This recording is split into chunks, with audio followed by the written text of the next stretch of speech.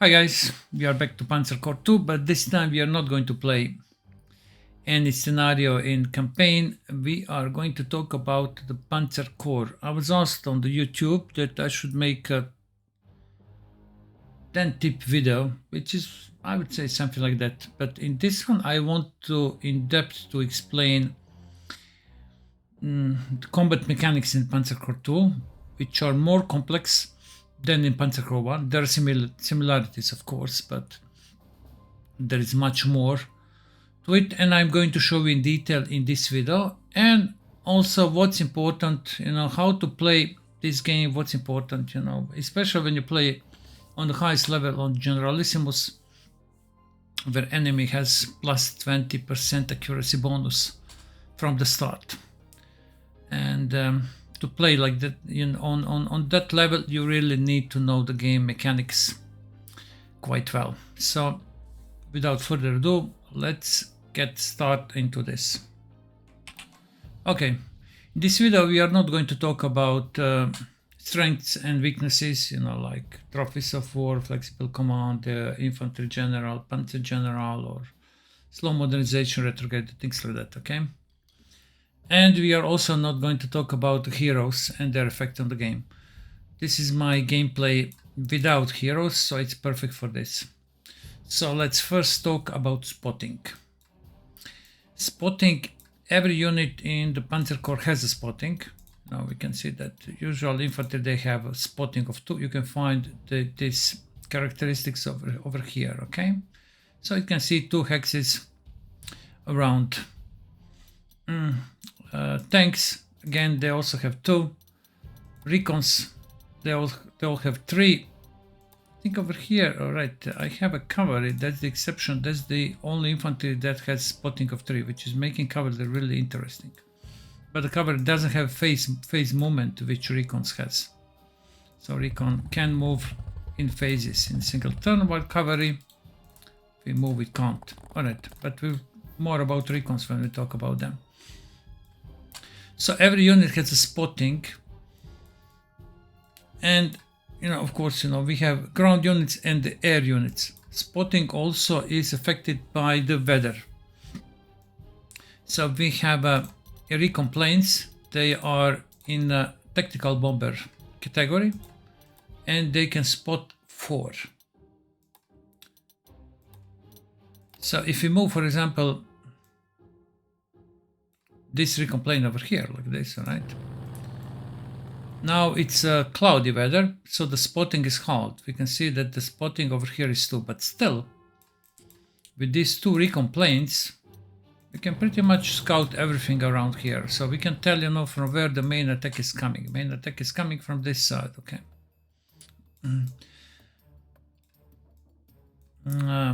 If we move the ground units, on the other hand, the ground unit spotting with the cloudy weather is not affected, so this recon can see 3. So if we move like this, the phase movement, we can scout all the way up to here, okay? And we have discovered everything over here. And if you hover with the mouse over here on the weather icon, it says that the spotting range of the ground units is unaffected, but the spotting range of an attack accuracy of plane is halved. That's important to know. If it is raining or snowing, then planes can't move, and then the spotting of the ground units will be halved. Why spotting is important? Spotting is important, especially with the plane spotting units, but also with the ground spotting units. You can prevent any surprises, any flanking attacks, counterattacks, ambushes. So it's really important that you are aware of the enemy units' positions. That's because of the spotting, I am able to play this game. I play all these campaigns blind play on the Generalissimus. Without spotting, that would be impossible. But with spotting, it is quite possible, okay? Make sure you have enough number of the spotting planes, at least, let's say 2, and that you have enough numbers of recons that you scout the flanks of your moving forces, and and also what lays in front of you. So that would be about spotting. Yeah? Make sure that you are using spotting. Don't play without recons. I'm aware that Tiger is stronger than the recon, but recon has its function, right? So spending some core points on the recons is really good spending. Okay, you need to have recons in your army. Okay, you need to have spotters to tell you what lays in front of you. What is the enemy strength? Okay, to work up spotting, you also need to be aware what enemy can see. Okay, in the previous example, there were bunkers. So with bunkers, enemy can see a lot. Bunkers that have spotting of 4. In this over here, you need to be aware that this tank gives 2 spotting to the enemy. So basically, these units over here are visible to the enemy. This flak is not. This Pershing actually is not a Pershing. It's T-34 heavy. Okay, can spot up to this. Okay, so if the enemy send planes to attack, for example, this Stuch over here, it is going to be surprised, or even this recon is going to be surprised with this flak. So it's important to know what enemy can see. Spotting increases on the high terrain. So this Sherman usually has spotting of 2. We can see over here Sherman has spotting of 2, but this Sherman has spotting of 3 because it's on the hill. It's on the hilly terrain, and it gets +1 more spotting. So this Sherman gives a lot of information. Okay, all of these units are spotted. So always be aware of what the enemy can see, and show to the enemy only what you want to be shown. Okay, hide flux, hide planes, so that they okay, over here now they have a fighter plane. So with fighter planes they have spotting of 2, so they can see a lot. But plan your actions so that you think about what enemy can see and how you can ambush the enemy's attack. So use the enemy spotting in your favor. Okay, and don't show too many, and especially units that are weak, like artilleries. If you show them to the enemy, then make sure that they are protected with flux, with fighter planes, and that their flanks are secure, that no enemy unit can flank and attack artillery. So that's the final thing about spotting. Now let's move to initiative. Every unit has initiative, like a spotting, alright? In general, for infantry, it goes from 4 to 6, alright?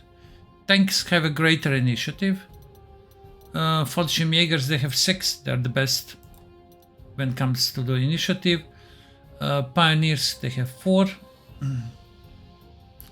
Grenadiers, they have 5, so from 4 to 6. Okay, if you want to have a high initiative infantry, they're going to be Fallschirmjägers. Okay, what it says about initiative. Initiative is a complex measure of unit's gun range, optics, maneuverability, and training, which indicates how much damage the unit can do before the enemy has a chance to shoot back. Okay, tanks, of course, they are better on the long range. They have better optics than infantry, so their initiative is greater. Okay, so we can see this Tiger over King Tiger has an initiative of 10. That's twice more than twice more than engineers. And so forth. Okay, recons, the Scratchshoots, they have initiative of 6, while Puma has initiative of 8. It has a bigger gun, better optics, and anti-tank units, they have excellent initiative. We can see 14 for the Yak Panther, Yak Tiger, initiative 14. That's great initiative. For flux, it doesn't matter. For artillery's initiative, actually it doesn't matter. Flux initiative matters when it fires in the ground mode. If it fires against the planes, it doesn't matter. Planes, they have initiative, very important. We can see that fighter planes usually have a high initiative. Tactical bombers, they have a they have a much lower. Okay, Recon planes, they have 0 initiative, right? We can see the Focke-Wulf 190G has initiative of 3. This Messerschmitt 410 has initiative again of 3. Okay, so it is not advisable to attack with Messerschmitt 410 to attack a Spitfire with initiative of 9. Okay, the Spitfire has much better initiative, so that's why we need fighters. But this tactical bomber, which is fighter bomber, let's say in this case, because it has excellent air attack, it's not just passive air attack in brackets, like this one over here. It can't perform air attacks, but it defends with 6. This one can perform air attacks. Is, let's say, great against the strategic bombers. Strategic bombers, they have initiative of 1. So these fighter bombers with a low initiative are great against the strategic bombers. Okay, so let's see how initiative works. Okay, we move over here. We move the tank with initiative 9. We are attacking tank with initiative of 9. We can see over here on the left 9. Okay, our effective initiative is 9. Defender initiative is 9. Units shoot simultaneously. So if you fire, they both shoot in the same moment.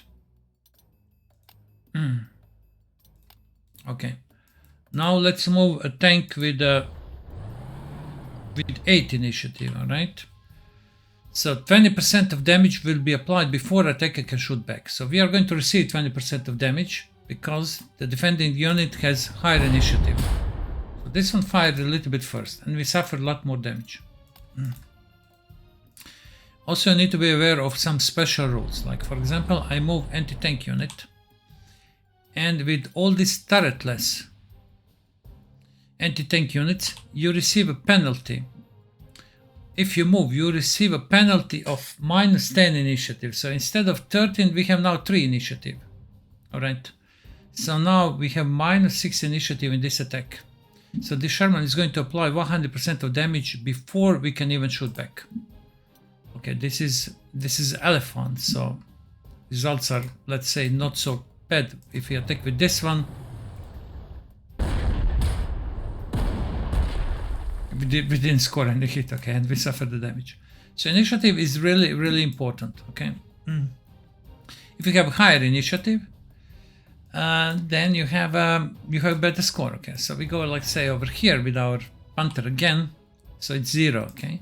But I want to increase our chances of success, so I'm going to bring infantry. So now this infantry has flanked this tank unit, and it is participating in Panther's attack. So we see now that defender is getting -2 penalty. So now its initiative is decreased to 7. So now the difference is +2. So 40% of damage will be applied before defender can shoot back. So we already now have advantage. If we move this one, so we have now this one also in the mass attack. So now we have 80% of damage will be applied before defender can shoot back. So this is in general enough. I don't need to bring more units. Okay, maybe this one we are now going to have 100, right? It's not a huge difference, but already with 2 units around, we have much better attack than we should have without all these supporting units. Now let's attack this tank. This tank has initiative of 8 and our Panther has initiative of 9. But we can see that there is a difference over here. Initiative is capped. So the maximum initiative is 5. Why? Let's look at this hex. It's the hill. So it says hills initiative cap 5, base entrenchment 2, max entrenchment 7, entrenchment speed 6. So initiative can't be higher than 6 on the hilly hex. There are rules for every hex, okay. For on the clear terrain, there is no initiative cap, okay. As long as it can go, it will go, okay. If there's a unit with 100 initiative, it will have 100, okay. In the forest, it is kept to 1, actually to 2, okay. It is kept to 2. In the city hexes, it's kept to 1. City Hexes, all right. Initiative kept 1, Forest 2, and Mountains 3, if I remember correctly. Okay, Mountains 3, Forest 2, and the City Hexes 1. So you need to be aware of that. Who is not affected by the initiative? Infantry. If we move this Fallschirmjäger over here, we attack, we will see that initiative is 6. So while the tank initiative is kept to 5. Alright, so now these Fallschirmjägers, they have a advantage in initiative, +1.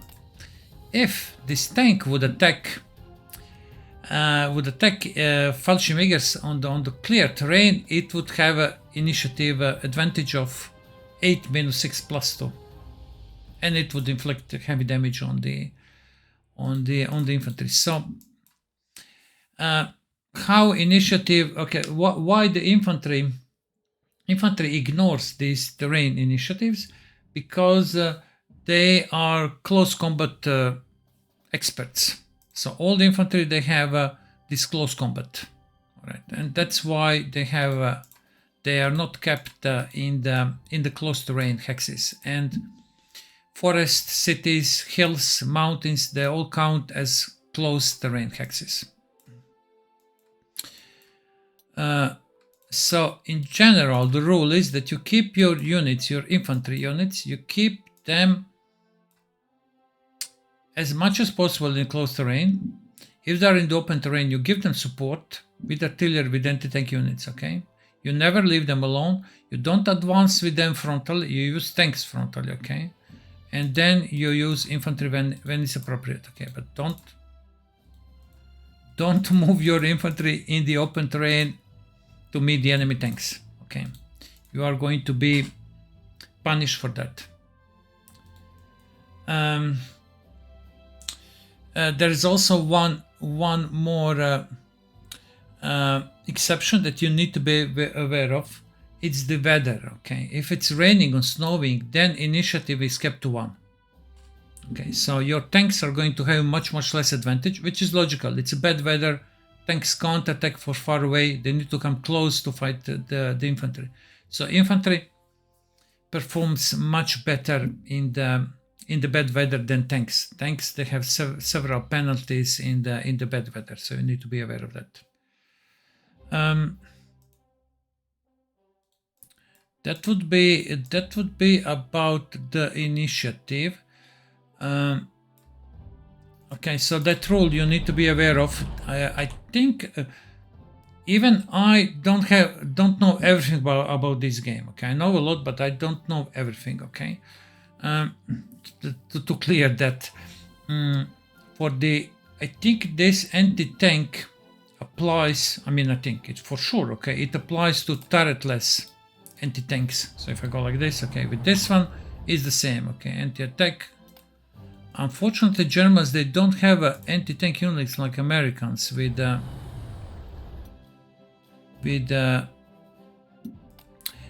turrets like Jackson, Hellcat or Wolverine. I think that penalty is not applied for the anti-tank units with turrets, this penalty. Okay, anything else about the initiative? Yeah, I mean, if we try to attack these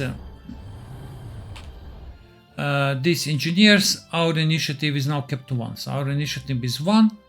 And engineers are getting a bonus, initiative bonus from entrenchment. So now their initiative is 8. Okay, so it's -7, 100%. We are not even going to fire with this Panther. It's going to be destroyed immediately with engineers. Okay, because the initiative is +7 in the advantage to the infantry in town. So this Panther didn't have a chance to fire a single shot. And if you attack from the hill, you are going to get +1 initiative bonus. But here we can't see it because initiative is kept at initiative. But okay, we can see actually over here. Right?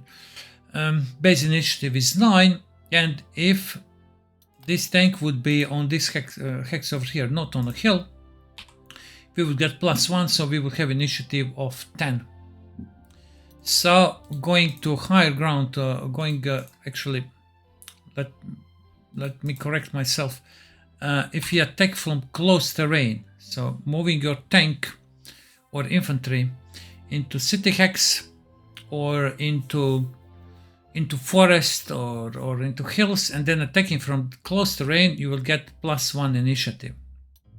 That's why in Panzer Corps 2, especially when you start the campaign, moving your infantry to contact with enemy units and to be next to the close terrain hex, even when your infantry is protected with artillery, is not a clever move. You should stay away from the close terrain, not to give enemy, that initiative bonus that they will have when they attack from the close terrain.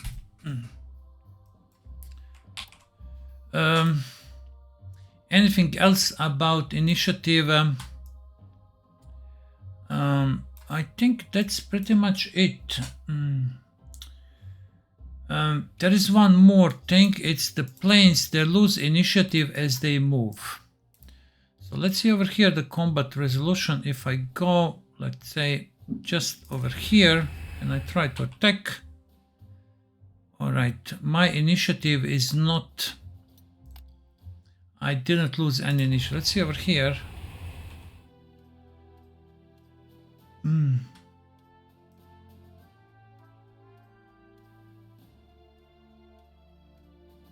I don't see that there is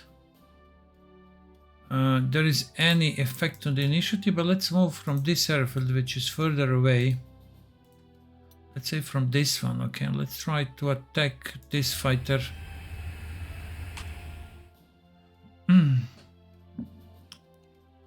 Yeah, I don't see any difference. Okay, but there is definitely, I know that I read about the mechanic where actually there is advantage if you are closer to the airfield.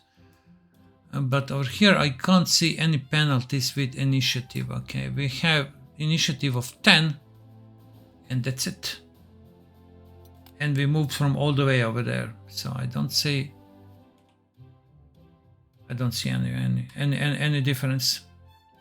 But I'm sure that I read that somewhere. Okay, let's not spend time on this. This can be, maybe you guys maybe have some ideas about this mechanic. I think that's more than enough about the initiative. With the more initiative that you have than the enemy, you are going to prevent enemy to shoot back. And that's why you can see many times when I attack enemy plane, I send 2 planes. Okay, so over here, I have initiative of 9. When I send one more fighter over here, now I have the initiative. Now they are getting mass attack penalty enemy planes, so their initiative is now 3. So my score is now -110. If I send one more plane, now I'm not going to lose a single point from my fighter. Okay, that's why very often when I plan air attacks, I plan also order of attack. So when I kill this fighter, then I'm going to kill this bomber, things like that. And I always plan, I know which unit is going to attack first and which units are supporting units. And I keep in mind when I do this, what is going to be initiative. I don't show this detailed log when I play campaign, but I calculate this in my head. Okay, so that would be all about initiative. Let's talk about close defense. Very important. A very important value is close defense. Every unit has close defense. Okay. So when we talk about defense, there is ground defense, air defense, and close defense. Ground defense when unit defends in the open terrain. Okay. Close defense when the unit defends in the close terrain. Right. We already said what are the close terrains: hills, cities, forests, mountains, right? Swamp, and what else? high mountains. All right. So unit defense in the close range with the close defense, on the open terrain with the ground defense. All right. Infantry, okay, they have a function maker, they have 4, but the pioneers, they have 10. So they are by far the best in the city hexes, are the pioneers. Okay, they are support units and they are very, very durable in the close terrain. But you can notice that they have very weak ground defense. For example, where infantry has better ground defense than pioneers, which are much more expensive, and they require 5 core slots in comparison with where infantry. When you look at the tanks, for example, Tiger 2 has a great ground defense, 29. This means, a lot of armor. It takes a big gun to penetrate this armor. But on the other hand, it has only 4 close defense. So if you place this Tiger in the city hex, it's going to defend with 4 instead of 29. So when engineers attack with their hard attack of 12, that tank, they're going to have 3 times more attack than Tiger defense. Okay. So let's see how this works. Okay. When the close defense is activated, let's go with this tank over here. And now we look at the we look over here that our effective attack is 12. Okay, reduced from the, later on we are going to talk about entrenchment and about accuracy. Our base attack is 12, but our defense is only 4. Okay, attacker has access to defender's close defense rating. We are attacking a close hex over here, and these engineers have access to our close defense rating. So we are going to be annihilated. On the other hand, if the engineers, if they attack this Panther on the open terrain, they are going to suffer 7 damage, because they are going to attack a unit that has 25 ground defense, and they have only 12 hard attack. So basically they can't do anything to a tank in the open, but on the other hand, they can destroy very easily this Panther in the close terrain. That's really important to know. You need to watch, not only because of the initiative cap in the close terrain, there is also this close defense that you need to be aware of. Okay, tanks, they defend with a close defense in the close terrain. What about planes? The things are a bit different. Okay, planes, they also have a close defense, which is very weak. Let's see Messerschmitt 262. It has close defense of 0. Okay, air defense excellent, 20. And ground defense 9, which is solid. All right, but what this means, close defense 0? You can see that it has low altitude attack. All fighters, they have low altitude attack trait. All tactical bombers, they have low altitude attack. Okay, some tactical bombers, they have close defense a little bit better, 3. But what this means? This means that some flak can fire like engineers can fire in the city hexes, and they can access the close defense of the Panther tank. Some flaks, they can access the close defense of the planes that have a low altitude attack trait. These are this small caliber flaks. They have this trait. So when they fire against the fighter, they are going to fire with this 8 air attack against 0 of the fighter defense. They are not going to fire against 9. They will be pretty much ineffective. They fire against 0. On the other hand, you can see that not a single strategic bomber has this trait. So these small caliber anti-air guns, they must fire against the ground defense of the strategic bombers. That's why the small caliber are ineffective against strategic bombers, because they don't have access to the close defense of the plane. They are attacking ground defense of the plane. Let's see how this works in the practice. If you attack over here, we are attacking a fighter, and this is over here, attacker has access to defense, close defense rating. All right, so our base attack is 8, and this plane has a let me see. Okay, this plane has a ground defense of 8 but close defense of 2. So we are not fighting against 8, we are fighting against 2. Okay, the defense of plane is 2, and now we can, you know, score 3 kills and 5 suppression hits.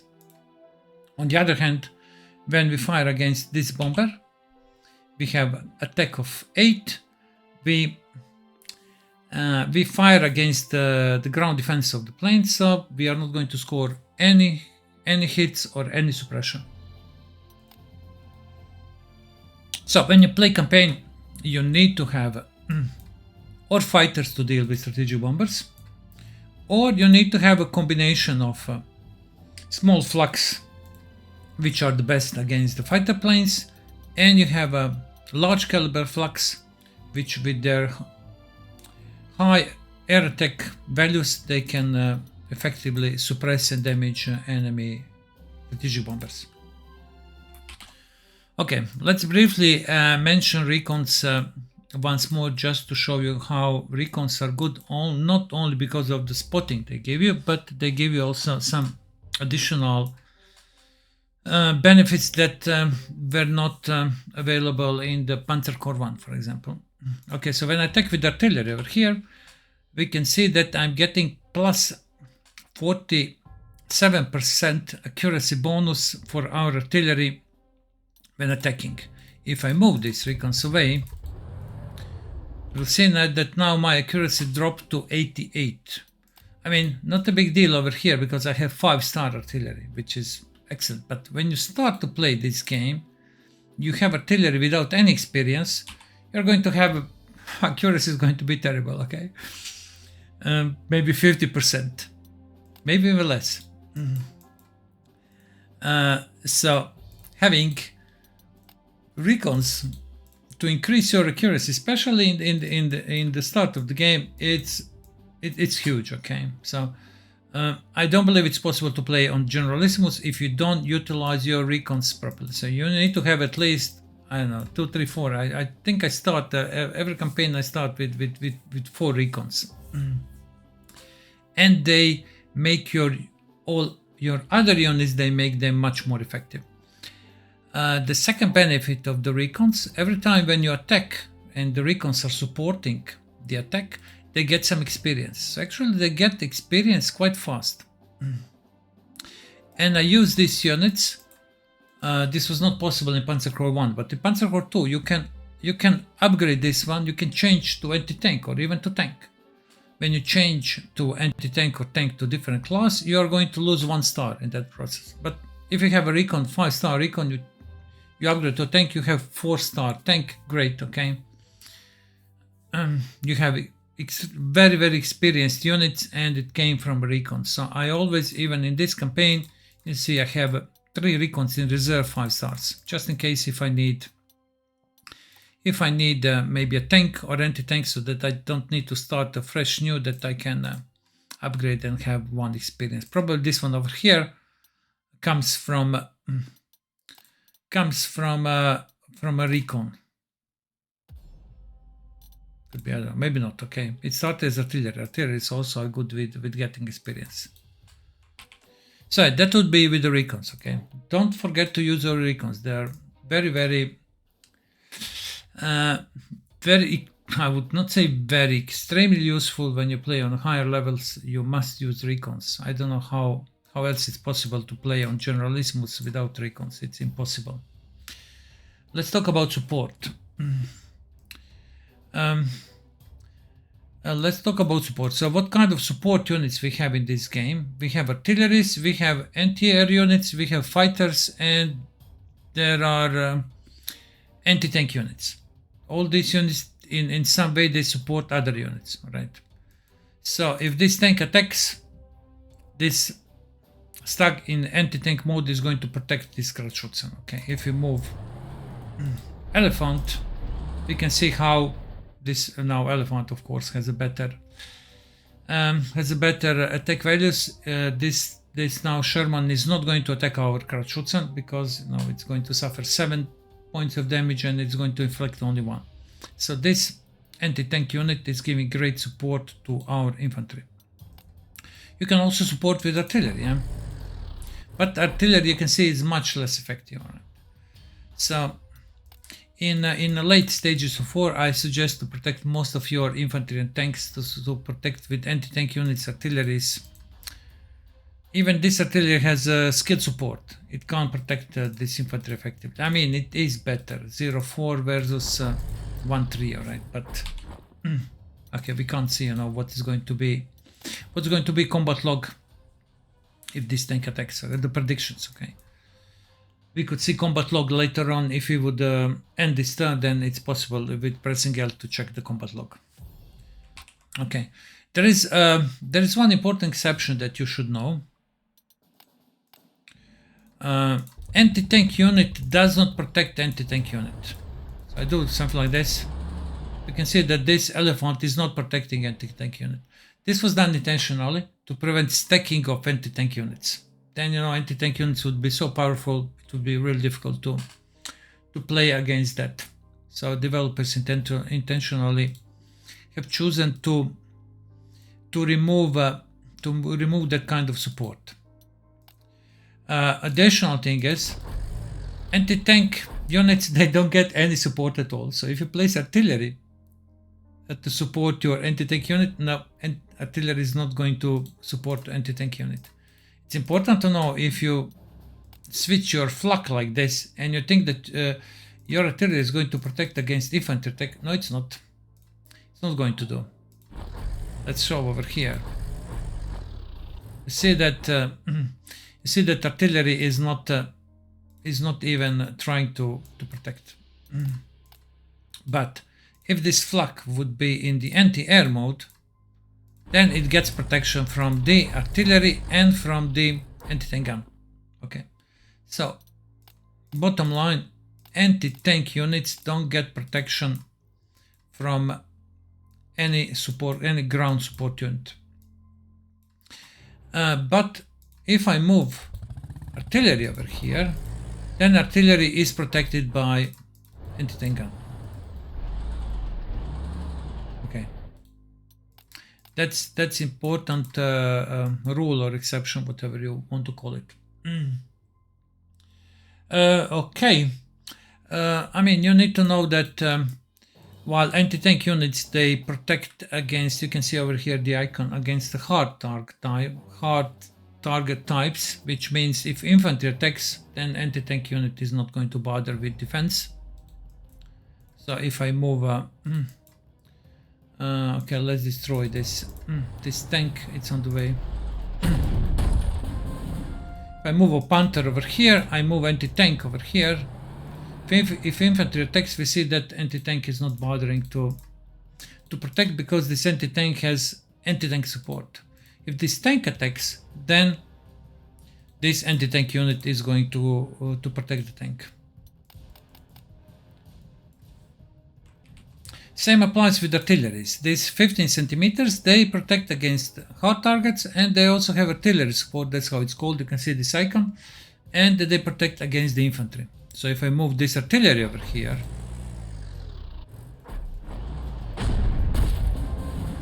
now we can see that this Panther is protected with this artillery. Okay. So there are different types of artillery. Some of them, like this one, they protect against soft and hard targets. 1005, the smaller artilleries, they usually protect only against soft targets, so they don't protect against tanks, but against infantry they do. Rocket artilleries, they protect always against the soft targets. Okay, and the smaller artilleries like Vespa is 105. This one is again 105. Shuk is 105. They protect only against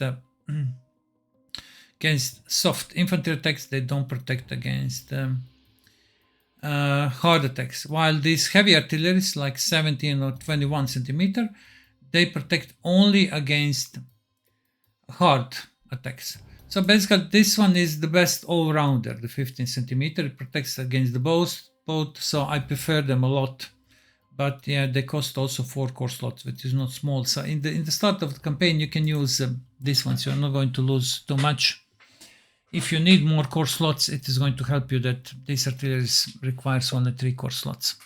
But in a late war, yeah, I suggest protecting your units mostly with anti-tanks, because tanks are better, much dangerous in the late war. This artillery is 17 and 21 centimeter. They have one interesting support feature. It's called counter battery fire. It says over here, it will fire at any attacking artillery within its firing range, but there is a catch.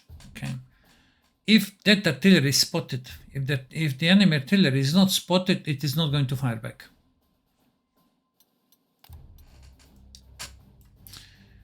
Okay, that also tells you the importance of the recons to spot the enemy heavy artillery or enemy artillery that are going to fire at your units. Okay, I would say that's all for the ground units for the protection. Let's talk about the planes and about the protection. Let's move plane back. So if I move a fighter over here, if I move these recon planes, we see that this fighter is protecting. There is difference in Panzer Corps in comparison with Panzer Corps 2 in comparison with Panzer Corps 1. In Panzer Corps 1, a fighter protects a unit only once. Right. So if a bomber, if you have one bomber and protected with one fighter, if that bomber is attacked, fighter is going to protect one support fire, but in the second attack in the same turn, it's not going to fire back. Over here, there is situation is different. Fighter protects as long as it has ammo. So even if these two bombers are, let's say, attacked in this turn, it is going to protect them all the way until the ammo is spent. And ammo is over here, it's 4, so it can spend. If I now attack over here, like say, I have now 3 more ammo that are available for protection. Okay, so you need to be aware that you need to leave some ammo. Okay, but let's talk about ammo now. Okay, and after the support. Yeah, just one more thing about the flux. Okay, flux, they support or protect all units in their range. Okay, so not only like artilleries and anti-tanks and fighters, only adjacent units. Flak, if you place flak like this, flak is going to protect these units from air attacks. You see, okay, if this bomber is trying to attack, this flak is going to interfere. Okay, even if flak is 2 hexes away. If we move flak over here, then it's out of range. It's not going to interfere. Okay. Ammo. Ammo, you can see over here the ammo. You can ammo is even. I mean, you can see the ammo over here. Okay, of course, but there is one nice UI detail. These tags of the units, you can see these dots. So this one has, this measurement has 3 dots instead of 4 because we spent 1 ammo. For example, this one has, I think, 6 dots over there. Panther has 6 dots. We can see the Krautschützen, they have 3 dots. Attack. Now we can see 2 dots, okay, and 1 is spent.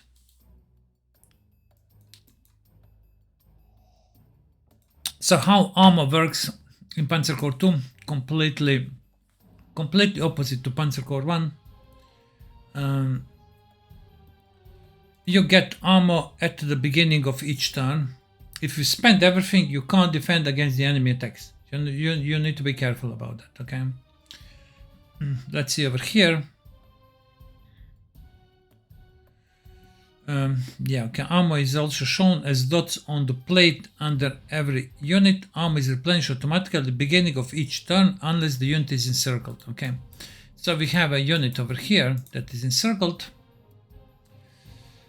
and that unit can't get any ammo. It has 1 ammo left. If it spends that ammo, while defending, it will be without armor and it will not be able to return the fire back. Pretty much the same mechanic for the fuel.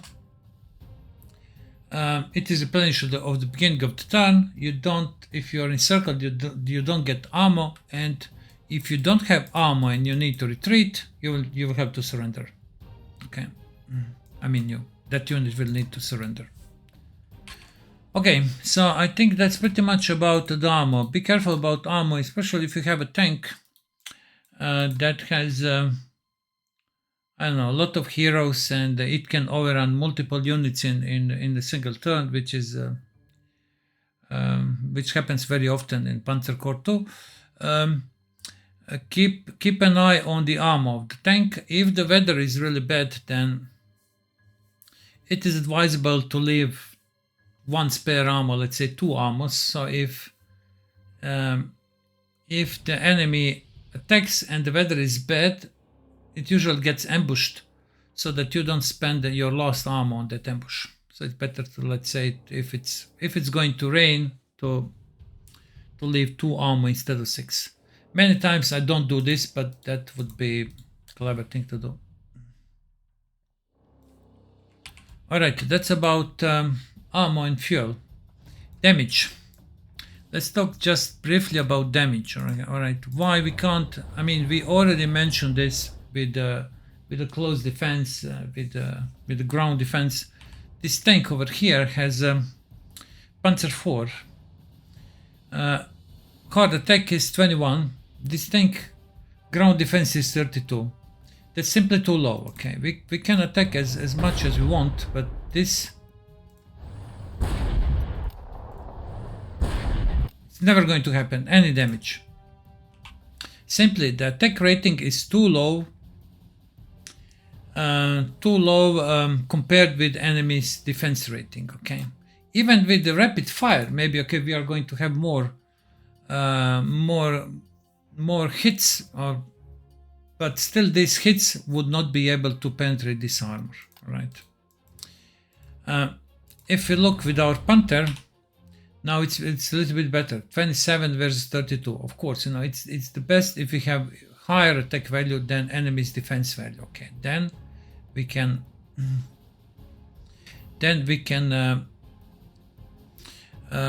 inflict some more damage to the enemy. Okay, as long as our attack values are lower than enemy's defense value, we are not going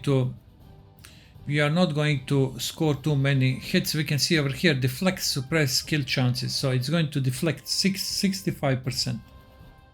Only 20% suppress, and only 15 kills. If you go with our Panzer IV, it's going to be 100%. Okay, actually, we have 95% of deflections and 5% of suppress. So yeah, we can't destroy it. This tank is simply too strong. So you need to be aware of the strength of your unit. If you're attacking hard target, what's your hard attack value? What's the enemy's ground defense value? Or of course, what we already covered. If it's close terrain, then the enemy unit defense in the close terrain, and then you can perform successful attack. Right. If you are facing very, very strong tank, you can suppress the tank and then force it maybe somehow in close terrain, and then finish off with infantry. Okay. I already mentioned the close defense of the planes. So that's basically, that is the rule for the flux, how they deal, what the damage of the flux, and how they deal damage to the planes. And for the fighter planes, yeah, what we already mentioned, initiative matters really a lot. And again, of course, it matters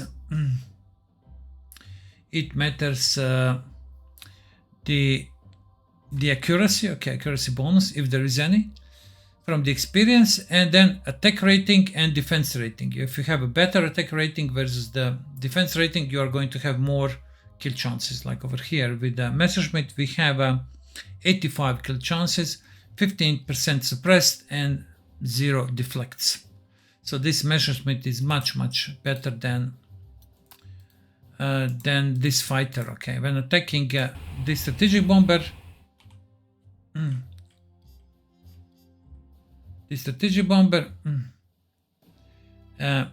it has really great defense. All right.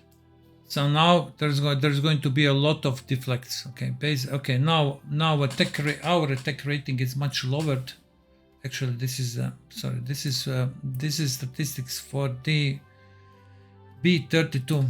We have 25 versus 17, so we have 2080. Okay, so it's still good.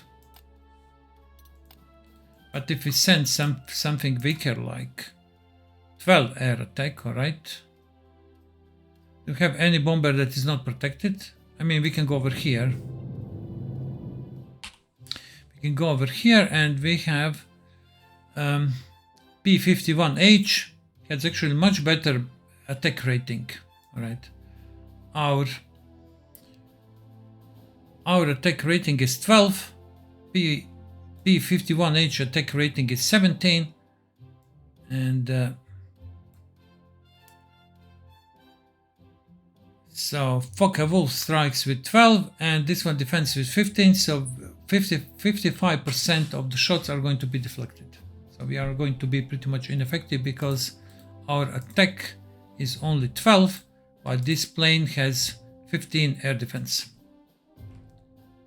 Okay, now we covered about the damage and you know how to think about attack values and defense values, you know, what to set up your units proper so that you have advantage when you're attacking. I back just a second. Okay, let's talk about entrenchment.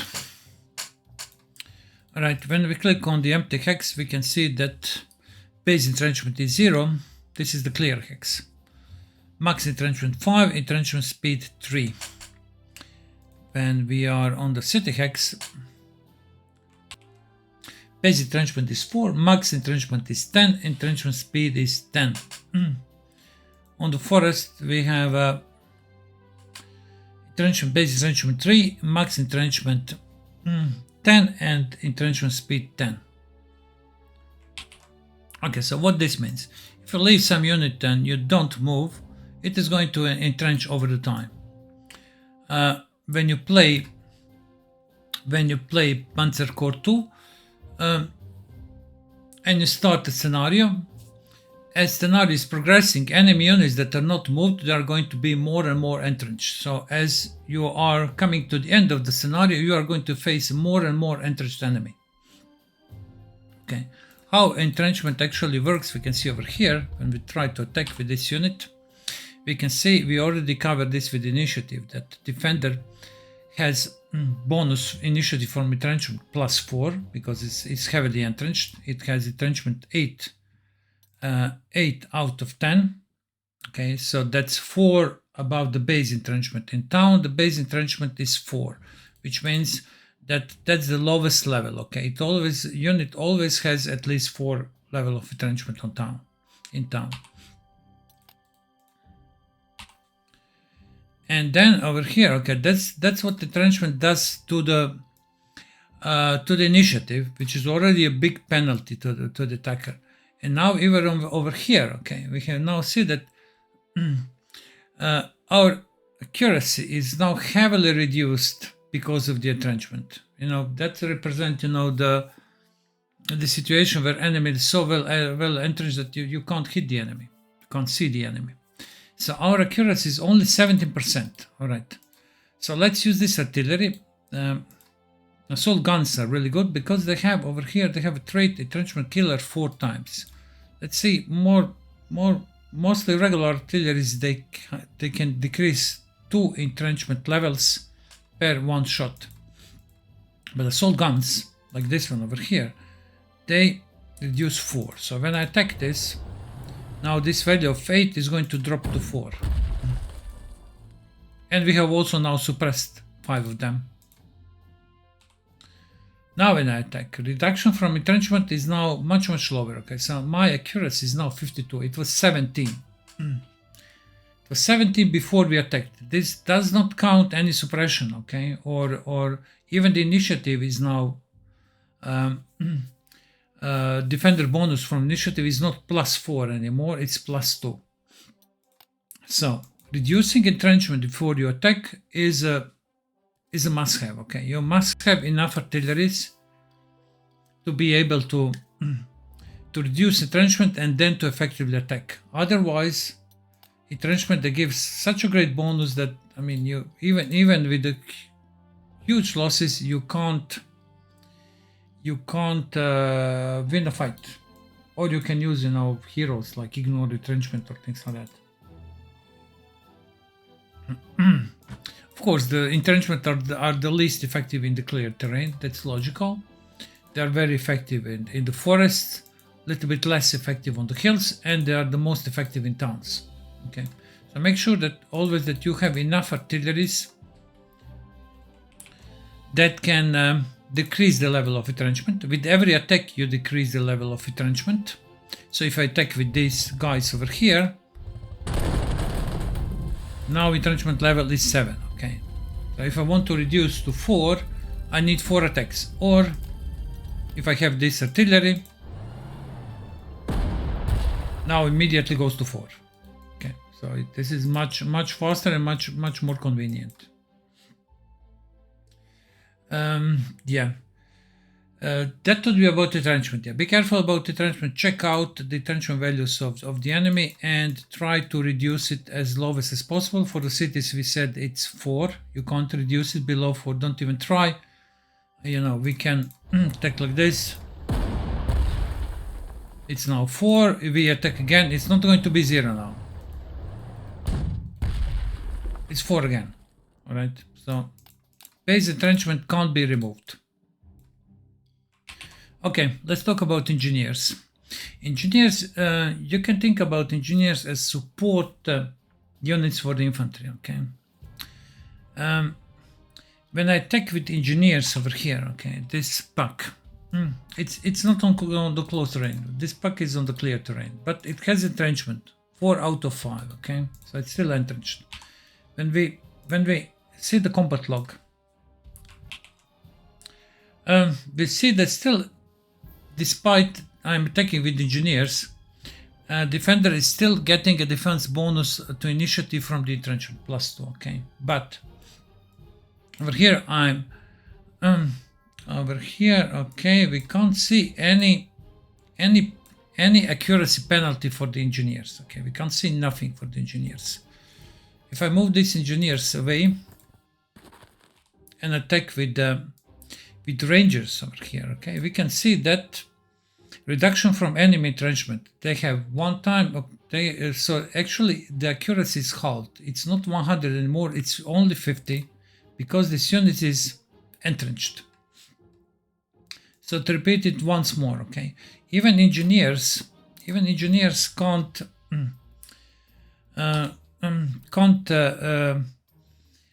remove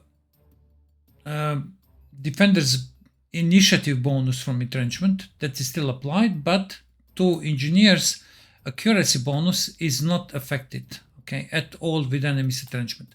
But now when the engineers are next to our unit over here, now this bonus is going to be halved.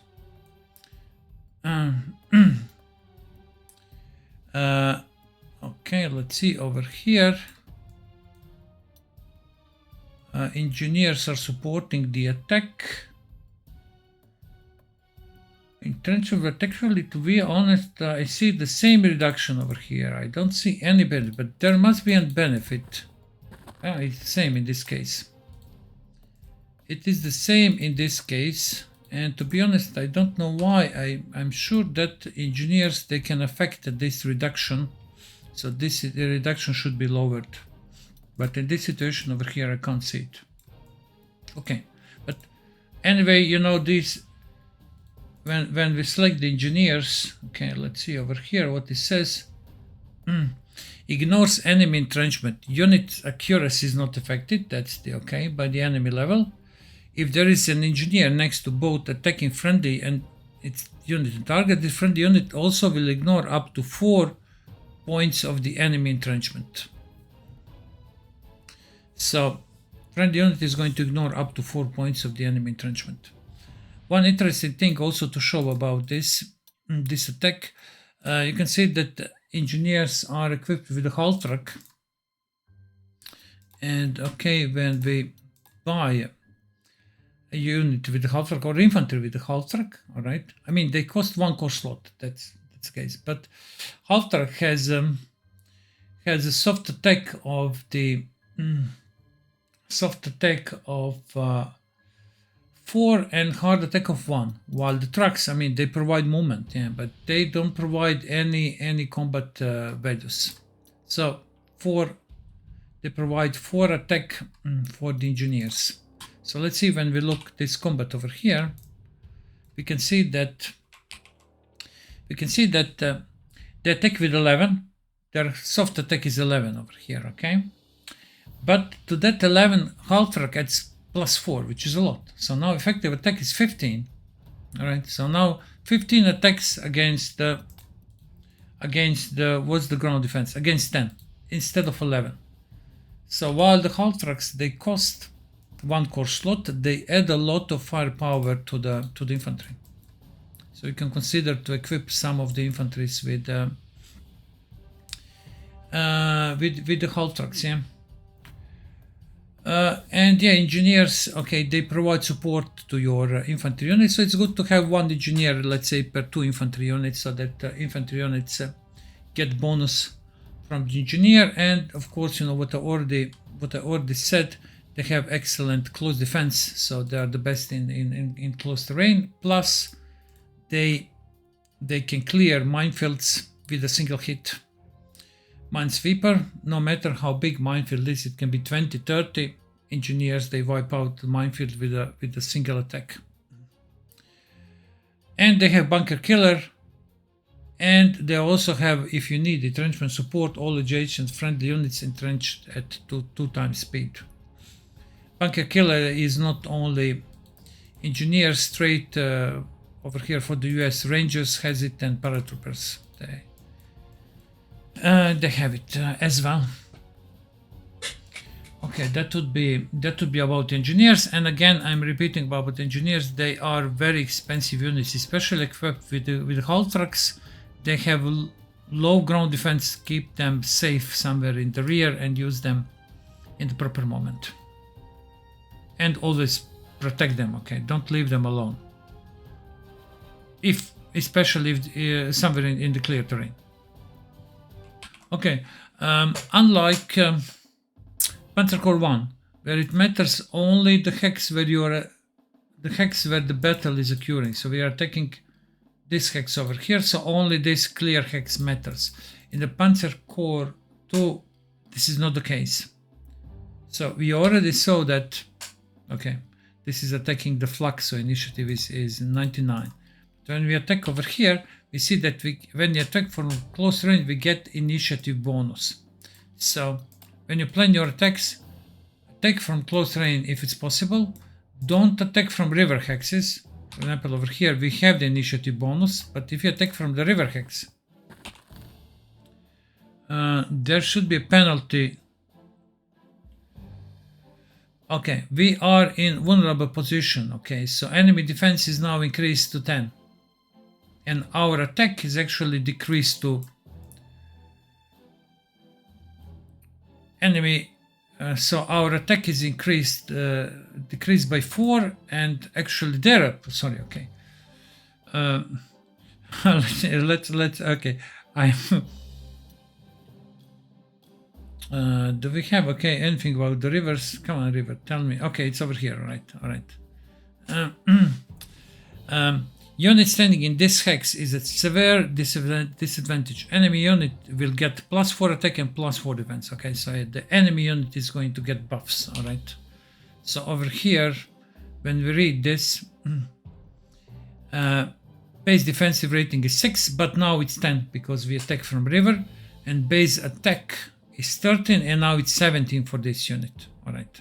So don't attack across the rivers if you don't need.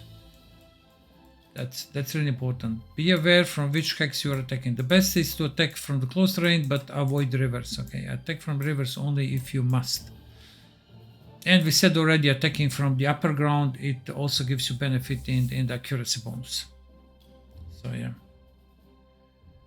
And of course, if you have Fallschirmjägers, over here we don't have Fallschirmjägers, they get +4 attack and defense when they attack from a hilly terrain. Okay, let's briefly talk about Encirclement. It's quite easy.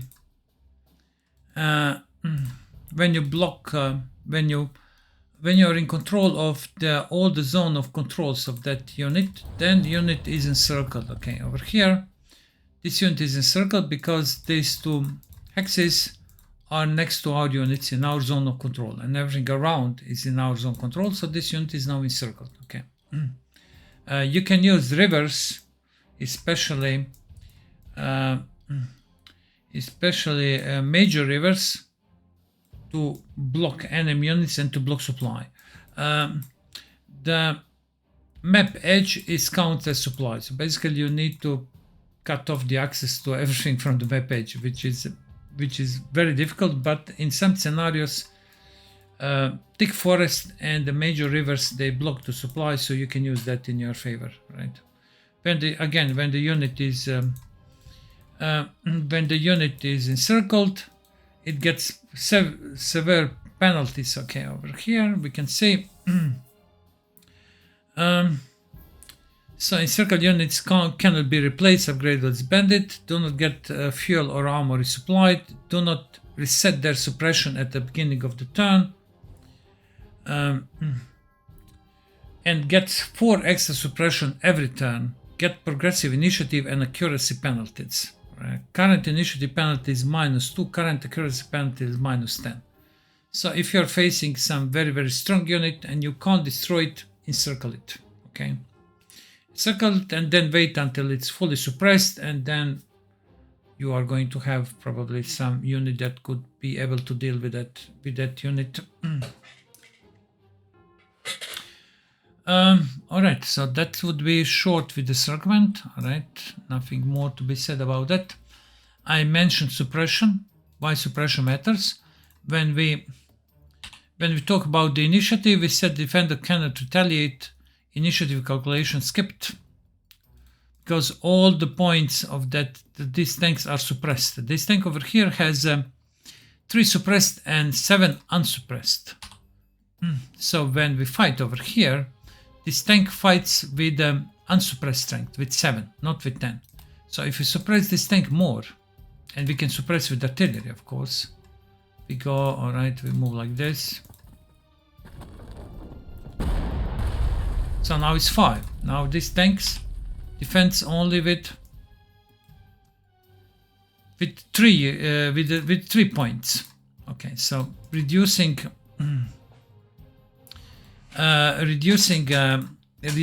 the number of the active points and increasing the number, of course, of the suppression, it makes it easier to deal with the enemy unit, logically. And in the same process, you are going to take less damage. That's why artilleries are important in the Panzer Corps 2. Artilleries mostly, they don't kill, mostly they suppress. So in a good preparation of attack, you suppress enemy units, and then, like over here, we have now 15, 0 suppressed. We attack with this artillery. So now we killed 5, we suppressed 3. So now it's much easier to attack this one. Okay, now we have score of 5-4, which is not totally bad, and they defend with unsuppressed is 7 for the US engineers. All right. Yeah. For the suppression, you just make sure that you're using right artillery. You need heavy artilleries against heavy tanks. Smaller artilleries will not do the job, okay? They will not be able, like this Stuch can't suppress very well. This tank, let's see, I mean, it can even 1-1.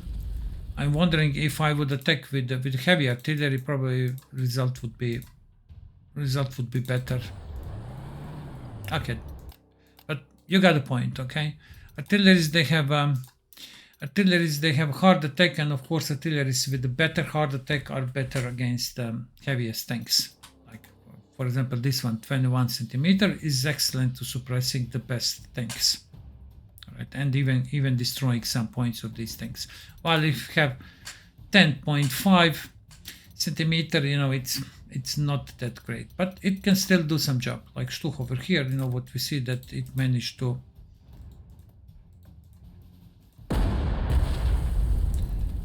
destroy 2 and suppress 2, which is actually good, still a good result.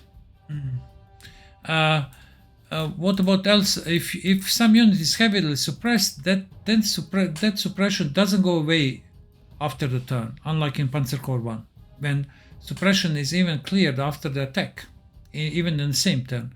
Over here, the suppression sticks, and it can stick even to the next turn. So that's why sometimes it's also a good idea to suppress unit and even not attack. Just keep it suppressed, and it is going to be suppressed even in the next turn. Of course, you know, if your units are better, they have the better accuracy, and they're going to have better results and better suppression. Let's see over here with the result.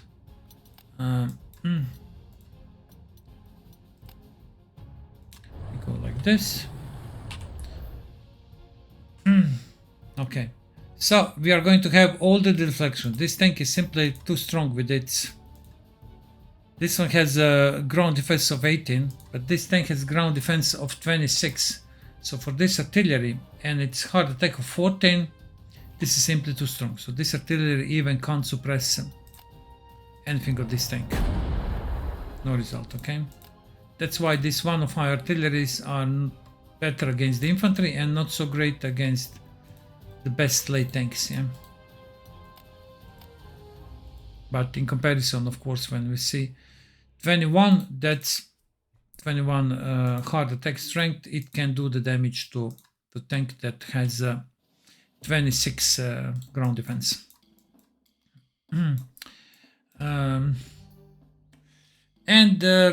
If the enemy unit is more experienced, that they are going to get rid of that suppression in the next turn more effectively. You know, if the unit is green, then suppression sticks longer. If the unit is more experienced, then suppression is removed quicker. And I would say now finally let's talk about retreat and surrender. When the unit retreats, unit retreats when 2/3 of its unsuppressed strength are killed in a single attack. Okay, for example, over here we have 4 unsuppressed. So if you attack 1/4, that's, I'm not sure, it is going to be 50%. I'm not sure this is going to work. Okay, it worked, right? So now, okay, now they retreated. But in general, okay, for you to retreat, you need to kill 66% of the unsuppressed strength, to be sure, okay? This is how I always target when I play this game.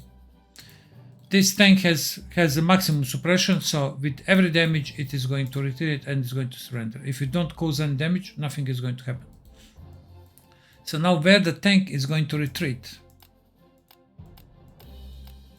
Let's see, okay. This one is going to retreat, not unlike, you know, in Panzer Corps 2, retreat is always clockwise. In Panzer Corps 1, sorry. Retreat is clockwise. Over here, it is going to retreat outside of our zone of control. So if I want this tank to move over here, I want this tank to move over here, okay, I can move like this. In this case, I move over here. And let's say I move away. All right, so it's going to move away from me and it's going to move over here to this hex. Let's suppress this tank a bit.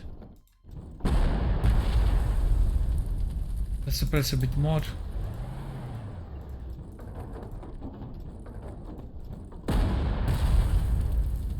Now let's give it a try.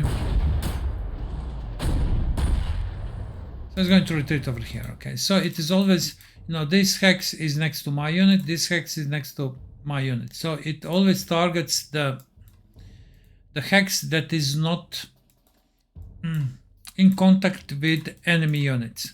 So this way you can direct a retreat of the enemy unit and possibly move it into the forested hex, or force it to move on the river hex, where it's going to lose all their movement.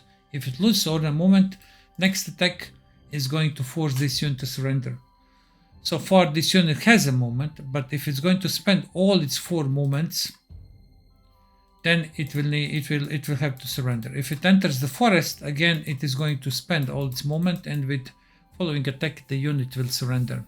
So with this mechanic you can control the retreat path of the enemy units and adjust it to the best situation for your units. Of course, you know, if you can fully encircle unit and then force it to surrender, that also works, you know, and with surrender you earn prestige, and you also capture the enemy units, which you can use in your own core force. So yeah, there is one exception to retreat. If the unit has entrenchment level that is more than base entrenchment, that unit is not going to retreat, no matter of losses. Okay, so first you need to reduce the retrenchment. Entrenchment must not be green like it is over here. First, entrenchment must be over here in this standard color, not green. This means it's in base entrenchment, and now with enough damage, with enough suppression, we can force this unit to retreat. Otherwise, it is not going to retreat. So I would say that would be pretty much 1 hour and 17 minutes. I would say this is pretty much about game mechanic, how the Panzer Corps works, what you need to be aware of, how you should play, how I play. Okay, these are all my advices and how I play this game. I played all the DLCs, all campaigns on the Generalissimus level, and as I said already, I played all of them blind for the first time, and I don't reload anytime in this game. So it is possible, but yeah, it is not. This game is, maybe it looks, very easy when you look at it for the first time, but it is not easy. There is a lot of this quite complex combat mechanic behind, and it is actually a very, very clever mechanic. So every unit has its own place in the army. You can't play without artillery, you can't play without infantry, you can't play without tanks.